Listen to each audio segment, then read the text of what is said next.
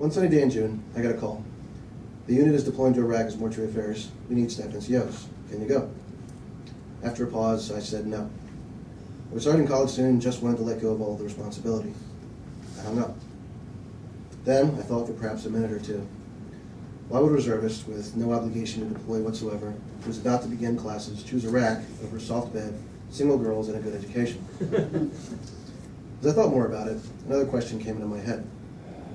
What if someone else who doesn't care as much as I do is there instead? I thought about my guys, how much they trusted me. I had my answer. On September 11th, 2004, I left America for the Middle East.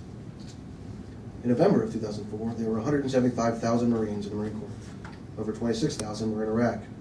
65 of us were mortuary affairs specialists.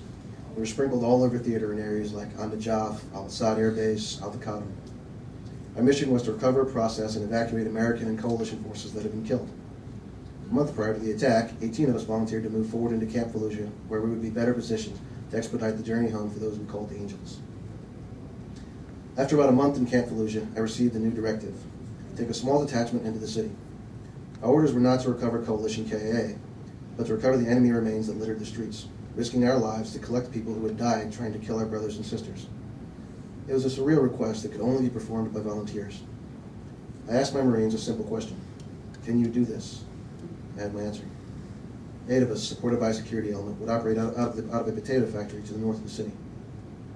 We quickly settled into a routine of pickups, drop-offs, and attempted identification, which persisted for the duration of the month-long operation. After receiving our last remains for the day, we would close the huge doors, each about 400 pounds, to the building, and double-check the padlocks on the doors to the large refrigerated rooms, each perhaps 160 cubic feet, where the remains were held. Well into the operation, no remains had yet left the factory to be interred. Then our resident uber-mellow mechanic would shut off the lights to the processing area until the next morning. So, with the exception of our loft and garage-like area we used for a movie and poker lounge, there were no lights. The factory got quite dark. There were nights where our commanding officer would be working late, and I would be up writing. If she had questions, if she needed a bit of information from one of the remains because something wasn't clear in the paperwork, I would volunteer to go into the dark reefer rooms to check.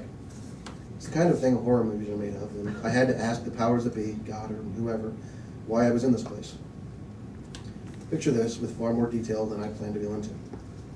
I reach into my pocket and pull out a set of keys, which requires a small flashlight in order to verify the number. The smell is strong outside of the door, but I do not find a mask. This is not machismo, but just a general discomfort in wearing them.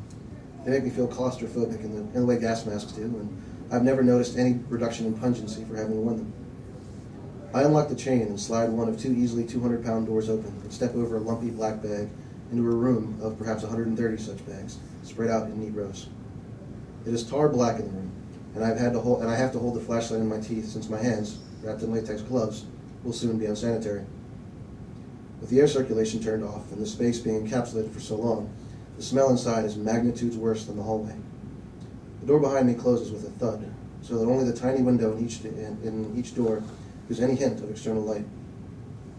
I step carefully around, looking for one particular bag, trying not to step on any of them. For long minutes, I fish around looking, because they are not in perfect order. Eventually, I find the right number. Yes, he has red spray paint noting that he was found with ordnance. No, the traumatic amputation was not of his entire head. It was only of his face. He still has the back of his head. No, the remains are not semi-skeletal. They are, however, decomposed. The scarf is checkered. No ID. No name. These questions, at least, have simple answers.